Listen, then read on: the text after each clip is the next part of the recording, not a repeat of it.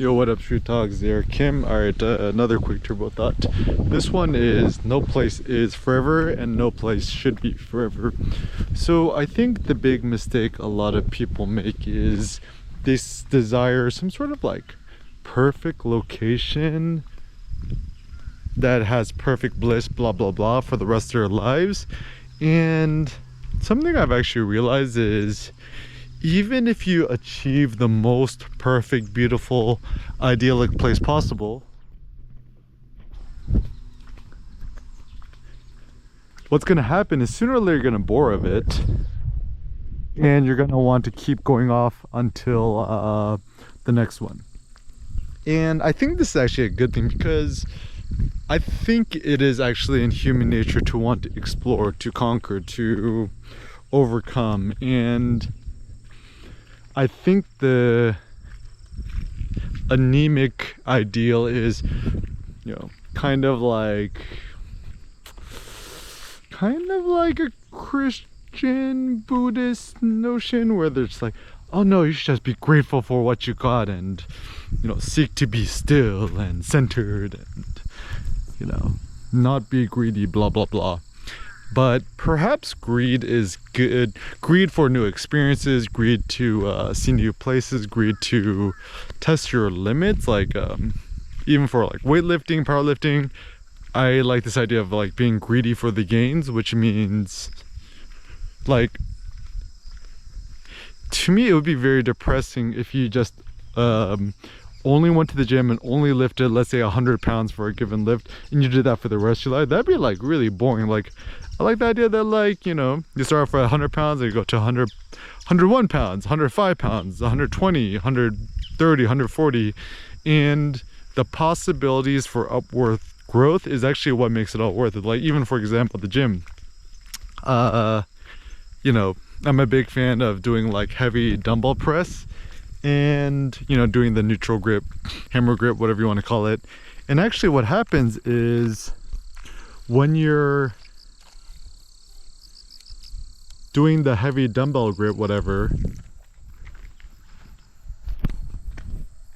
if you're only like, a lot of gyms, like commercial gyms and school gyms, whatever, the dumbbells are the highest weight it actually goes to is like 100 pounds. So once you're able to successfully lift 100-pound dumbbells for a 1 rep max once, it no longer interests me. And then at that point I've moved to floor bench press when I was at Brand University, at the gym there. But a lot of new gyms, like for example, like Crunch Fitness, the dumbbells go up to like 140 pounds, which is much more exciting, because then you could go from 100-pound dumbbell to the 105-pound dumbbell to the 110.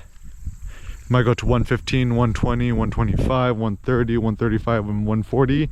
And at that point, if you want to lift more than a 140-pound dumbbell, which is very good, then maybe you need to find some sort of extreme gym. Anyways, so then what does that mean? That means then maybe in life one should not, like, you don't want to have a ceiling, right? Like, this is even the funny thing, is that, like, once you're on top of the mountain, then what? And I think a lot of philosophers, like you know, if you think about like Friedrich Nietzsche, he wrote this book called Thus Spoke Zarathustra, not sure how to pronounce it. And, you know, a lot of you know, monks, hermits, philosophers, thinkers, whatever, they what they typically end up doing is they retreat to the countryside, to the mountains, and they use that time to think and meditate. And then finally, when they're done, they decide to descend the mountain and go back into society and the world and share their thoughts and stuff like that. And so I think ultimately the point is to be part of society, not to just be sequestered in a cave somewhere or on a mountainside, even if you're in a beautiful valley.